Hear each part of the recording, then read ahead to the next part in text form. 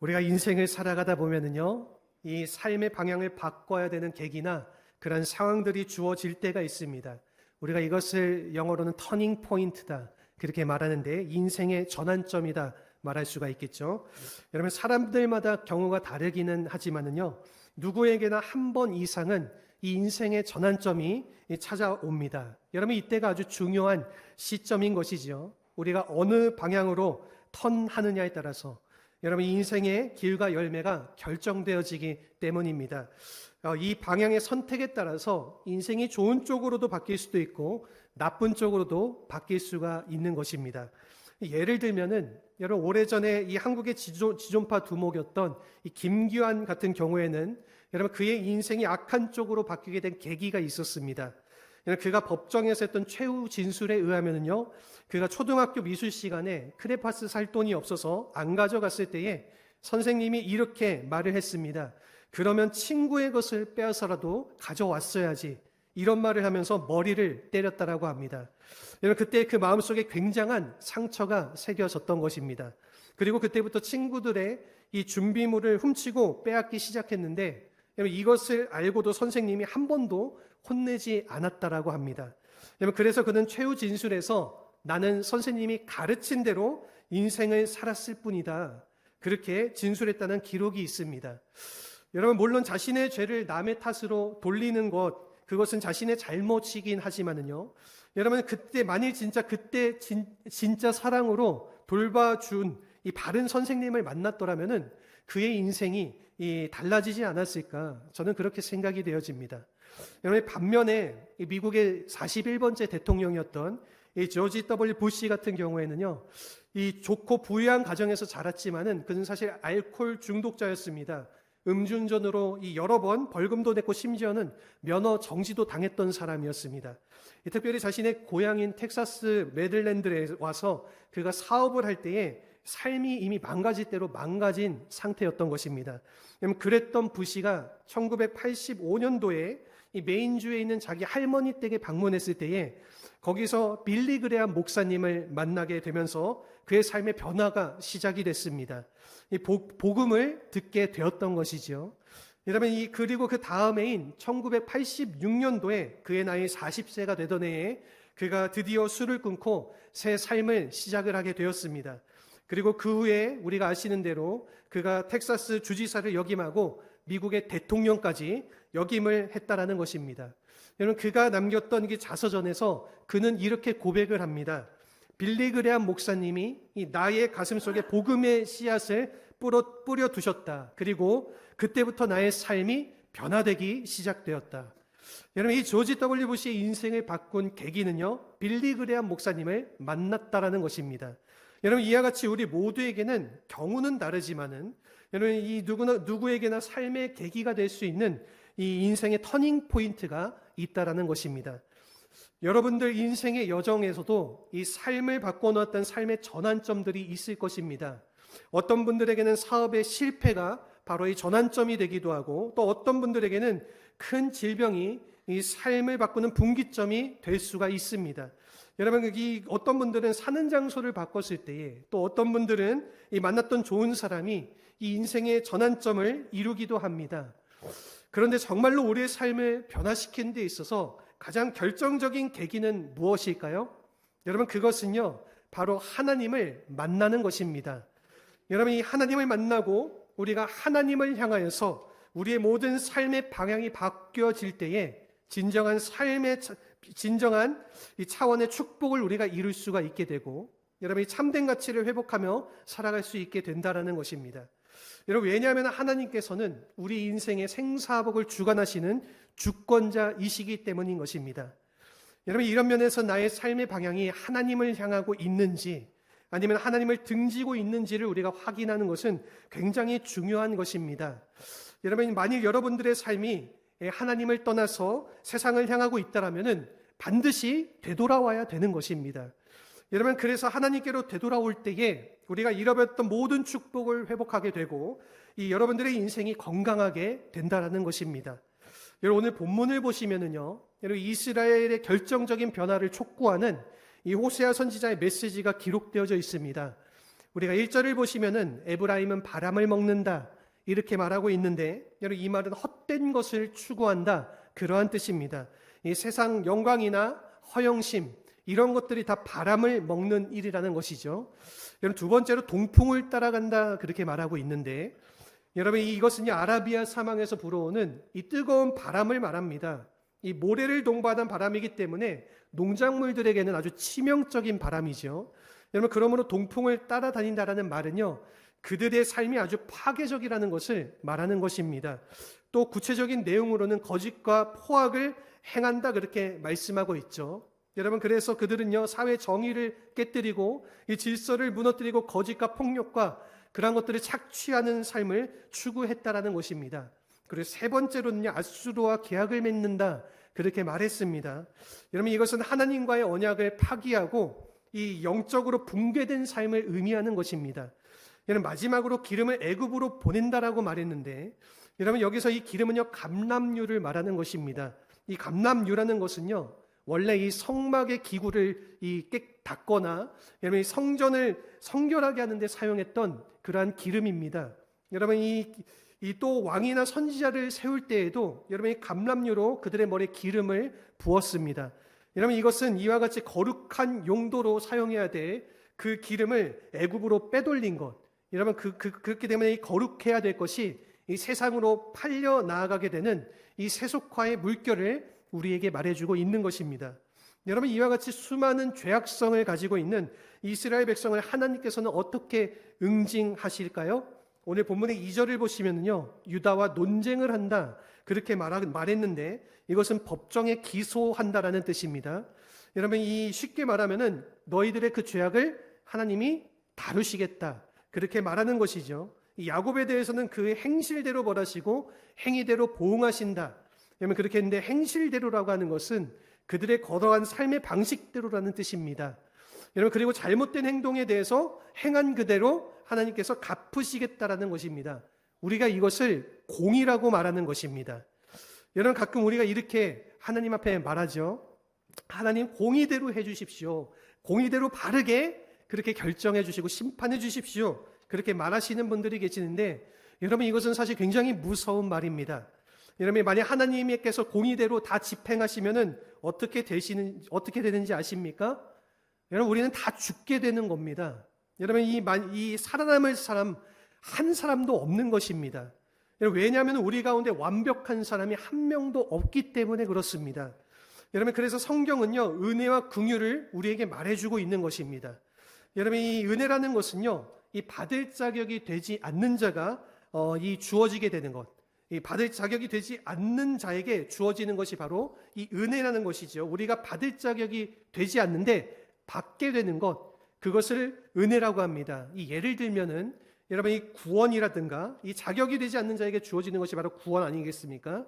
여러분 이 하나님의 사랑, 용서 이 모든 것이 다 은혜에 속한 것입니다. 여러분 이 긍휼, 그렇다면 이 긍휼은 무엇을 말하는 걸까요? 여러분 이것은요 이 반대로 마땅히 받아야 될 것을 받지 않는 경우에 그것을 긍휼이라고 말하는 것입니다. 여러분 실제로는 받아야 되는데 하나님께서 면제시켜 주시는 경우 그것을 긍휼이라고 표현을 하는데, 예를 들면은 여러분 여기에 해당하는 것이 바로 심판입니다. 여러분 이 죄를 지었기 때문에 마땅히 심판을 받아야 됨에도 불구하고 하나님께서 심판을 주시지 않는 것이지요. 여러분 저주하심이라든가 혹은 징벌하심, 여러분 그리고 버림받음, 이 모든 것들을 우리가 긍휼이라고 표현하는 것입니다. 비유하자면 이런 것입니다. 여러분 제가 제 아내를 만났다라는 것, 그것은 은혜라고 할 수가 있겠죠. 여러분 자격이 되지 않는 저에게 아주 좋은 사람이 주어진 경우가 되니까 여러분 이것을 은혜라고 말할 수가 있는 것입니다. 여러분 그런데 아내 입장에서는 어떨까요? 여러분 저는 긍휼이 아닌가 그렇게 생각이 되어집니다. 저를 버려도 마땅하지만은 얼마든지 저를 내버려도 도망가도 마땅하지만은 저를 버리지 않고 같이 살아주는 것, 여러분 그것이 바로 이 긍휼이라는 것이지요. 여러분 오늘 본문을 보시게 되면요 하나님께서는 이 이스라엘 백성을 향해서 은혜와 긍휼 둘 다 베푸시기를 원하셨던 것입니다. 여러분 자격이 되지 않는 그 사람들을 하나님께서 사랑해 주셨습니다. 자격이 되지 않는 그 민족들을 애굽에서 구원을 해 주셨습니다. 여기서 멈추지 않고 그들이 그 후에 죄를 짓고 악을 범했음에도 불구하고 마땅히 징벌해야 되는데 징벌하지 않고 그들을 어떻게 해서든 풀어줄 생각을 하고 계셨다라는 것입니다. 여러분, 그래서 오늘 본문을 보시면은 하나님의 진짜 본심은요, 이 이스라엘의 죄악을 있는 그대로 보응하는 데, 심판하는 데 있는 것이 아니라, 여러분, 그들이 돌이키기만 한다라면은 언제든지 그들을 용서하시겠다라는 것입니다. 이것은 즉 긍휼을 베푸시겠다라는 것이 바로 이 하나님의 심정이시라는 겁니다. 여러분, 그래서 3절을 보시면은요, 이스라엘 백성이 잘 알고 있는 유명한 인물을 예를 들어서 소개를 하고 있습니다. 바로 야곱입니다. 여러분, 이 창세기를 보시면은 야곱은 형의 발 뒤꿈치를 붙잡고 태어나지 않았습니까? 여러분, 그래서 항상 그 위에 누군가의 뒷발꿈치를 붙잡는 그런 삶을 추구했습니다. 수단과 방법을 가리지 않고 이 남의 뒷발꿈치를 잡고서라도 이 자신의 욕망을 채우는 인생을 살아갔다라는 것입니다. 여러분, 그래서 야비한 방법으로 형의 장자권을 빼앗고, 여러분, 이 눈먼 아버지를 이용해서 형의 축복을 가로채지 않았습니까? 여러분, 뿐만 아니라 이 20년 동안이나 자신에게 호의를 베풀고 2딸까지 주었던 이 외삼촌 라반의 뒤를 쳐서 재산을 탈취하고 도망을 갔습니다. 여러분, 한마디로 요약하면은 이 야곱이라는 사람은 이 야비하고 거짓되고 신실하지 못한 삶을 산 자다, 그렇게 우리가 정의할 수 있는 것입니다. 여러분, 그랬던 야곱이 새 사람으로 변화합니다. 이스라엘이라는 이 새 이름을 얻게 되고 하나님 나라 비전을 이루는 새 민족의 조상으로 이 쓰임을 받게 된 것입니다. 여러분, 어떻게 이 발 뒤꿈치를 잡았던 인생이 이 축복된 인생으로 변할 수 있었던 것일까요? 여러분, 그 이유는 딱 한 가지밖에 없습니다. 그것은요, 그가 야복강 나루터에서 만난 하나님 때문이었던 것입니다. 여러분, 하나님을 만난 그 사건이 이 야곱의 전 생애를 바꾸는 인생의 터닝 포인트가 되어지고, 여러분, 그때부터 새 축복이 시작이 되었다라는 것입니다. 오늘 우리의 삶에도 여러분, 이러한 인생의 전환점이 필요합니다. 여러분, 그래야지 잘못된 삶을 청산하고 새 출발을 할 수가 있다라는 것입니다. 여러분, 이런 면에서 우리 모두가 이 인생의 전환점이 필요한데, 이 축복된 차원으로 우리의 인생을 전환하려면은 무엇이 필요한지 오늘 본문을 통해서 우리가 3가지를 함께 나눠보고자 합니다. 우선 첫 번째입니다. 첫 번째는 절대적인 대면이 필요합니다. 오늘 본문의 3절에서 4절 말씀입니다. 우리 같이 한번 한 목소리로 읽어보겠습니다. 야곱은 모태에서 그의 형의 발 뒤꿈치를 잡았고 또 힘으로는 하나님과 겨루되 천사와 겨루 이기고 울며 그에게 간구하였으며 하나님은 베델에서 그를 만나셨고 거기에서 우리에게 말씀하셨나니. 아멘. 여러분, 절대적 대면이라는 것은요, 이 하나님을 만나는 사건을 말하는 것입니다. 그래서 우리가 읽은 3절, 4절을 보시면요, 이 3절에서는 하나님과 겨루었다라고 했는데 이 4절을 보시면 천사와 겨루 이겼다, 이렇게 표현을 하고 있습니다. 여러분, 구약 성경을 보시면은 이 하나님이 천사의 모습으로 나타나는 예들이 많이 있습니다. 이 아브라함의 경우를 보면은요, 여러분, 하나님이 천사의 모습으로 나타나셔서 그에게 말씀을 하셨고, 또 소돔과 고모라의 멸망에 대해서 말씀하실 때에도 이 천사의 모습으로 말씀을 하셨습니다. 여러분, 그러므로 오늘 본문에서 이 야곱을 만난 천사도 이 사실은 하나님 자신이셨다라는 것입니다. 많은 성경학자들은요, 이 천사가 성육신 하시기 전 그리스도가 아닌가, 그렇게 또 보기도 합니다. 여러분, 그래서 이 야곱은 야복강 나루토에서 이 하나님과 겨루기를 했다라는 것이죠. 이 창세기 32장을 보게 되면은 이 야곱이 날이 새도록 씨름을 했다, 그렇게 표현을 했습니다. 여러분, 그런데 우리가 본문 4절을 계속해서 보시면은 실제로 야곱이 겨뤘던 내용이 잘 나타나 있는데 울면서 그에게 간구했다, 그렇게 말하고 있습니다. 여러분, 이것을 보시면은 야곱의 힘겨루기, 야곱이 씨름을 했다라는 것은 결국에는 통곡과 회개의 기도였다라는 사실을 우리가 알 수가 있는 것입니다. 여러분, 아마도 악하게 살아왔던 자신을 돌아보면서 그가 통곡을 했을 가능성이 있습니다. 헛된 욕망을 위해서 살아왔던 지난 20년의 세월을 탄식하며 울었을 것입니다. 여러분, 지금까지 야곱은 자신이 잘 살아온 줄 알았는데 여러분, 이 남의 등을 치며 거짓되게 살았지만은 그래도 많은 재산을 증식하고 많은 종들과 많은 가족들을 거느리면서 성공적인 삶을 살아왔다, 그렇게 자부했는데 하나님을 대면하는 그 순간 이 비로소 자신의 실체를 보았다라는 것입니다. 하나님을 만나고 나니까 자신이 얼마나 더럽고 누추한 존재인지를 깨달아 알게 되고 하나님께 매어 달렸다라는 것입니다. 하나님, 용서해 주십시오. 하나님, 나를 긍휼히 여겨 주십시오. 나를 고쳐 주십시오. 나를 축복하지 않으면은 내가 놓을 수가 없습니다. 여러분, 이렇게 환도뼈가 부러질 때까지 이 밤새도록 부르짖으며 애원하며 하나님께 매달렸을 때에 여러분, 하나님이 비로소 너가 이겼다, 그렇게 말씀하여 주셨다라는 것입니다. 여러분, 그래서 그때 주어진 이 새 이름이 바로 이스라엘이라는 이름입니다. 이 이스라엘이라는 이름의 뜻은요, 하나님과 겨뤄 이겼다라는 뜻입니다. 여러분, 그래서 야곱은 그곳을 이 브니엘이라고 이름을 바꾸고 거기서 새 아침을 맞이하게 됩니다.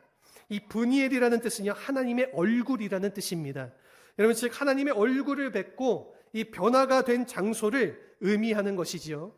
여러분, 이와 같은 것이 바로 하나님을 직면하는 이 사건이라는 것입니다. 여러분, 오늘날 우리의 삶 가운데도 여러분, 하나님에 대한 직면이 없으면은 우리 진정한 차원의 변화가 제대로 일어날 수가 없는 것입니다. 왜냐하면 하나님을 만날 때까지 우리는 자신의 실체를 볼 수가 없기 때문에 그렇습니다. 나 자신이 어떠한 존재인지, 여러분 얼마나 죄인이고 더러운지를 우리가 깨닫게 되는 것은 우리가 하나님의 실체 앞에 섰을 때에 그것을 알게 되는 것입니다.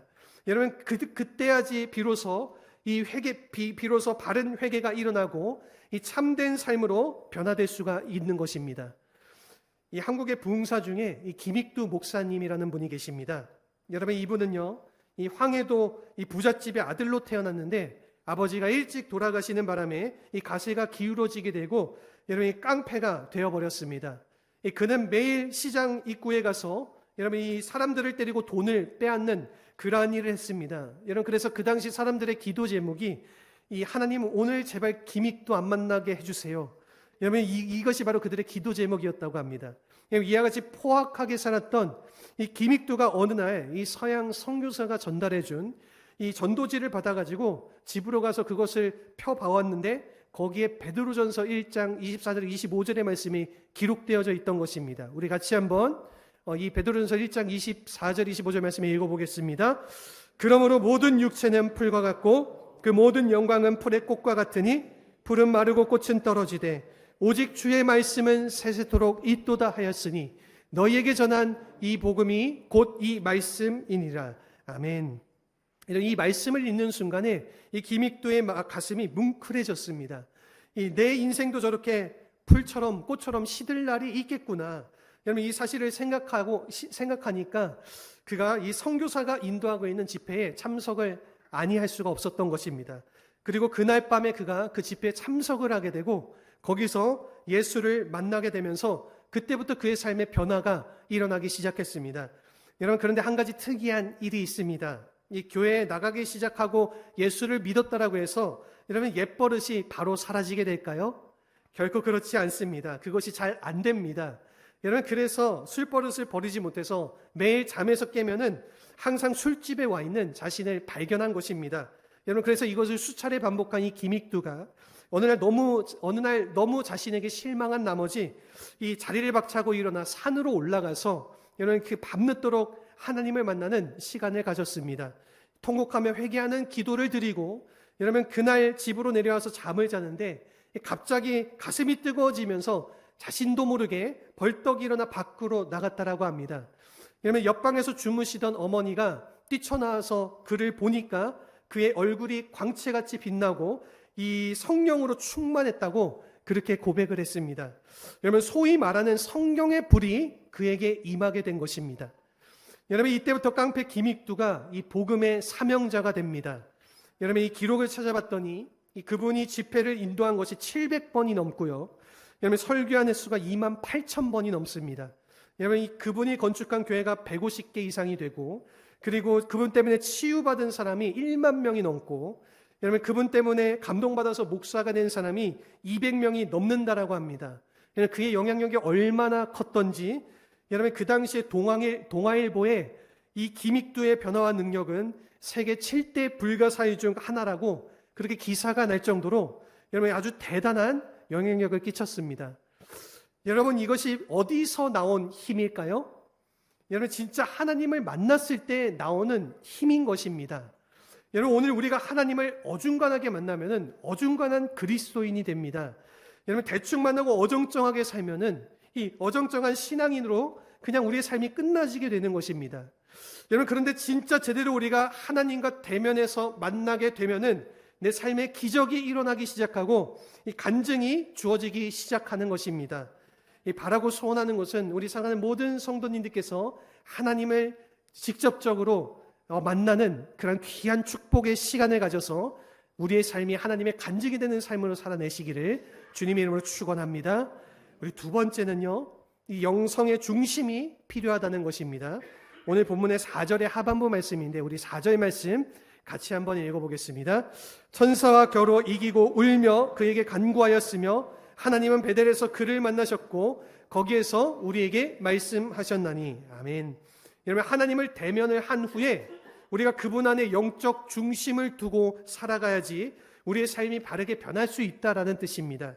여러분 영성의 중심이 자기 자신이 되면은 결코 변화가 일어날 수 없는 것입니다. 여러분 그런데 내 삶의 중심이 하나님이 되시면은 우리의 삶이 변화가 되는 것이지요. 우리가 이 4절 하반부를 보시면은요, 하나님이 베델에서 이 야곱을 만났다라고 하셨는데, 여러분 이것이 무엇을 의미하는 걸까요? 여러분 이것은요 우리가 창세기 이 28장을 보면은 잘 알 수가 있습니다. 우리가 창세기 28장을 보시면은 이 야곱이 하란으로 가던 중에 이 한밤중 들판에서 이 돌베개를 베고 잠을 자다가 이 하늘문이 열리면서 하나님을 만나는 그러한 체험을 하지 않습니까? 여러분 그때 그는 너무 황홀한 나머지 이렇게 하나님 앞에 서원 기도를 드렸습니다. 창세기 28장 20절에서 22절의 말씀입니다. 우리 같이 한번 한 목소리로 우리 화면 보시고 우리 읽어보도록 하겠습니다.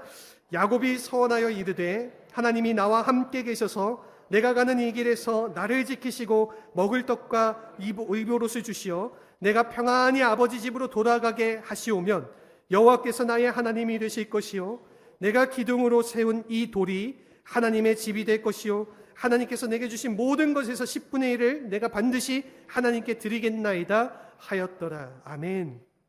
여러분 이 서원 기도를요 그가 이 베델에서 올려드렸습니다. 여러분 그랬는데 성경을 보시면은 여러분 하나님이 이와 같은 약속을 지키셨을까요? 안 지키셨을까요? 다들 잘 아시죠? 여러분 하나님은 지키셨습니다.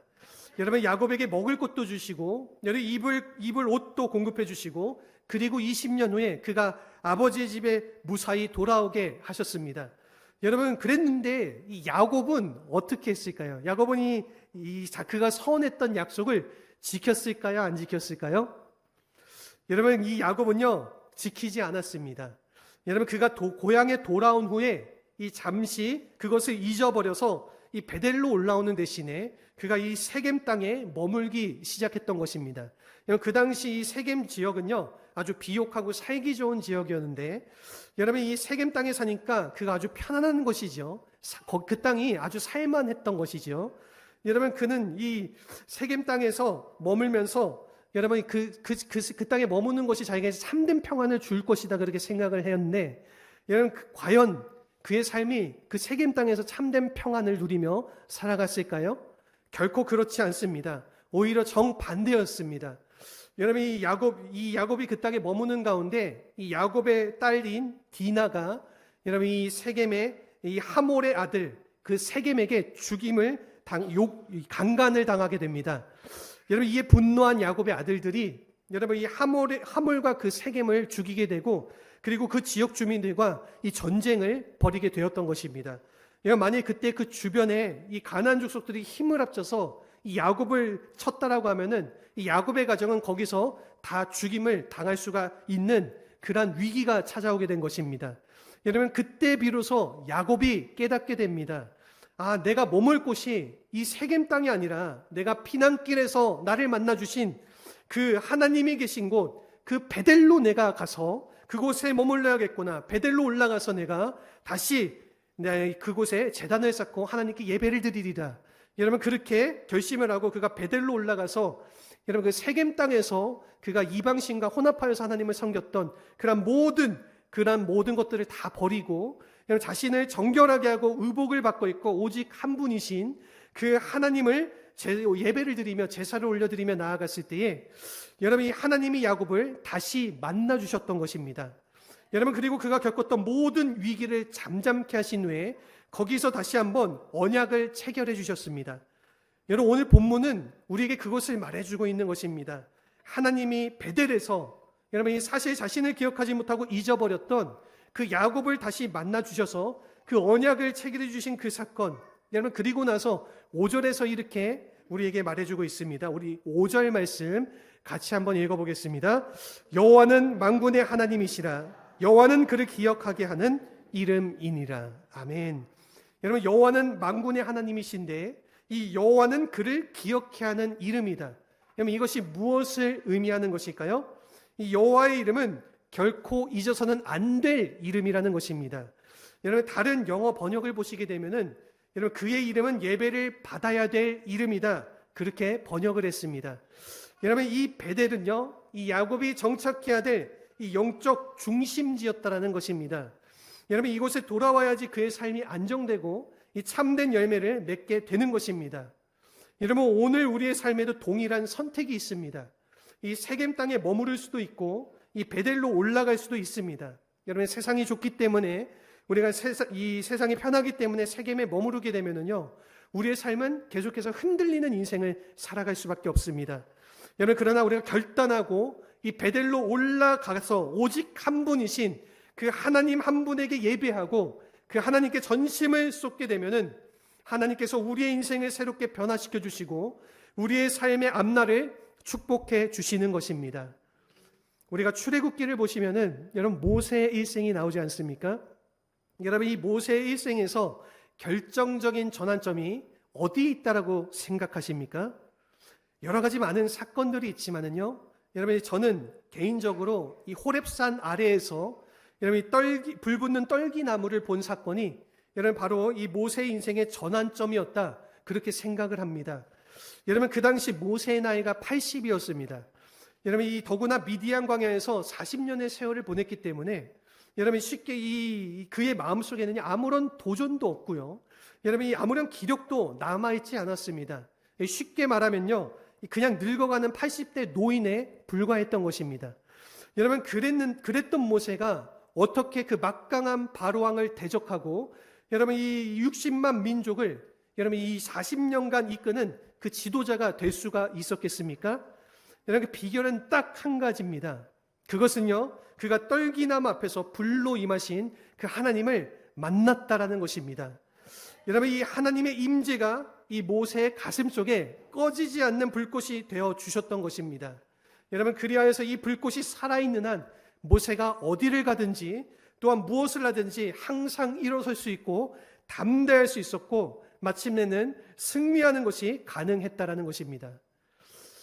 여러분 오늘 우리에게도 이 하나님의 꺼지지 않는 불꽃이 필요한 줄로 믿습니다. 여러분 이 불꽃이 꺼지면 모든 것이 다 꺼지게 되는 것입니다. 여러분 내 안에 이 불꽃이 살아있게 되면은 우리가 어떠한 일을 당해도 낙심하지 않고 일어설 수 있게 되는 것입니다. 여러분 그러므로 이 세겜을 우리가 좋아해서는 안 됩니다. 여러분 그곳을 우리가 뚫고 지나가서 이 하나님의 산, 하나님의 집, 이 베델로 올라가야 될 줄로 믿습니다.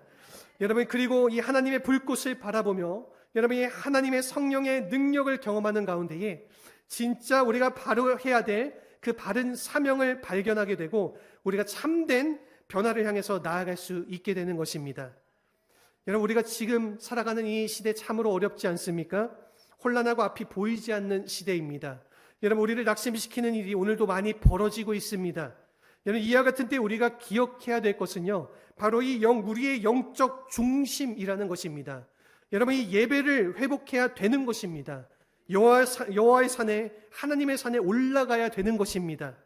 여러분 그때 주님께 우리가 모든 것을 걸고 하나님의 능력을 붙잡는 그러한 삶을 살아가야지 이 모든 난관을 이길 수가 있게 되고 여러분 이 황폐한 땅 가운데에 하나님의 영광된 열매를 맺게 되는 것입니다. 바라고 소원하는 것은 우리의 삶의 모든 영적 중심지인 하나님 앞으로 돌아가서 그 하나님을 통하여서 바르고 참된 축복된 인생으로 나의 삶을 살아가신 우리 모두가 되시기를 주님의 이름으로 축원합니다. 우리 마지막으로 세 번째는요, 이 지속적인 변화가 필요하다라는 것입니다.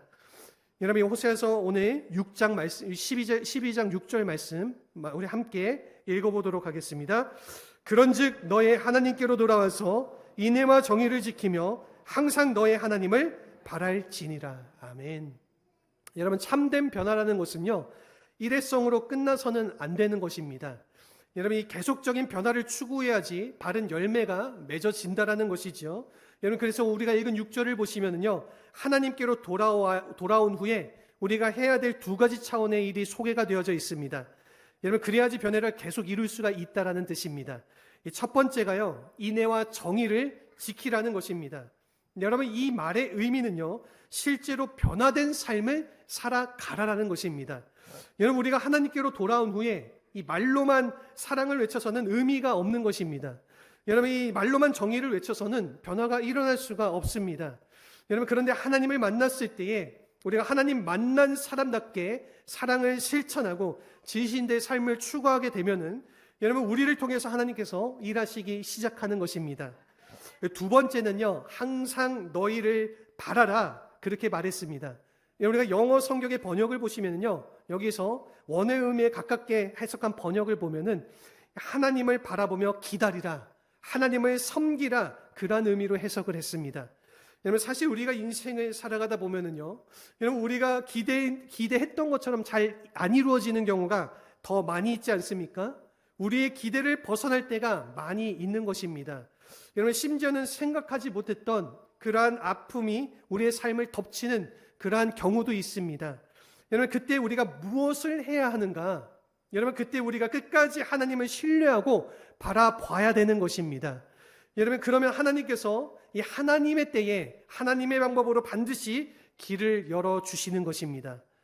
우리가 이 사실을 믿고 이 하나님에게 모든 삶의 초점을 맞춰서 여러분, 이 그분을 신뢰하고 계속적으로 그분을 따르는 그러한 삶을 추구하게 되면은 여러분, 하나님이 우리를 통해서 수많은 열매를 맺게 하시고 그리고 아름다운 결실을 이루시게 도와주시는 것입니다. 여러분, 이런 면에서 우리가 하나님을 만난 이후에 잠깐 변했다고 해서 끝나는 것이 아니라 일평생 동안 지속적으로 우리가 하나님을 바라고 하나님을 섬기는 삶을 살 때에 여러분, 그 인생을 바른 인생을 살았다 부를 수가 있는 것입니다. 한 가지 이야기를 나누고 말씀을 마무리하고자 합니다. 이 두 손 없는 소금 장수라는 이야기로 잘 알려진 이 강경환이라는 분이 계십니다. 여러분, 이분은요, 충남 서산에서 이 염전을 하는 소금 장수이십니다. 여러분, 원래는 건강한 사람이었는데 이 초등학교 6학년 때 해변에서 놀다가 깡통 한 개를 발견하고 거기에 있는 철사를 떼내려고 그가 그 깡통을 돌로 때렸는데 그때에 그 순간 그 눈앞에서 번쩍하더니 참혹한 잔상이 벌어졌습니다. 여러분, 그 깡통이 사실 전쟁 때 묻어두었던 이 발목 지뢰였던 것입니다. 그가 피를 엄청나게 흘리고 병원으로 실려간 뒤에 사흘 만에 깨어나서 보니까 두 손이 사라지고 없는 것입니다. 여러분, 이제 13살밖에 안 된 어린아이입니다. 여러분, 이 두 손이 없으니까 혼자서 밥을 먹을 수도 없고 여러분, 아무것도 할 수가 없는 것입니다. 학교도 갈 수가 없었습니다. 여러분, 그래서 집안에서 엄마가 지어준 밥을 먹으면서 살다가 보니까 얼마나 자신의 삶이 비참했던지 여러분, 이 농약을 먹고 죽으려고 몇 번을 시도했는데 여러분, 이 죽지 못했습니다. 나중에는 이 술 중독자가 되어져서 여러분, 이 술에 쩔어서 살아가는 그러한 인생이 되어졌습니다. 여러분, 그런데 어느 날 이분이 인근 교회에 이 정근자 씨라고 하는 이 두 팔과 두 다리가 없는 이 한 여자분이 와서 간증하는 여러분, 그러한 간증을 듣게 된 것입니다. 여러분, 자신은 두 손만 날아갔는데 이분은 이 두 팔이 없고 다리가 없는데 너무나 행복한 모습으로 거기서 간증을 하고 있던 것입니다. 여러분, 그때 자기의 마음속에 아니, 나보다 더 불행한 사람이 어떻게 나보다 더 기뻐할 수가 있나? 여러분, 이러한 마음이 생기면서 저 사람 속에 이 기쁨이, 저 사람 속에 있는 이 기쁨의 이유가 무엇인가? 여러분, 그것을 찾던 중에 그 이유가 바로 예수 그리스도라는 사실을 발견하고 결국에는 주님을 영접하고 이분이 교회를 다니기 시작했습니다. 여러분, 이것이 바로 강경환 씨의 인생의 전환점이 된 것입니다. 여러분, 그때부터 그는 환경을 원망하기보다는 하나님께 감사하면서 진짜 가치 있는 삶을 살기로 작정을 합니다. 여러분, 그래서 시작한 것이 바로 염전이었습니다. 여러분, 두 손이 없는 1급 장애자였기 때문에 이분이 다른 사람들보다 몇 배나 더 노력하며 일해야지 이 소금을 만들 수 있는데, 그럼에도 불구하고 여러분, 이분이 소금 한 포대를 팔면은 2,000원을 뗐다라고 합니다. 1,000원은 11조로 뗀 것이고요, 1,000원은 돕고 노인들을 돕기 위해서 떼었던 것입니다.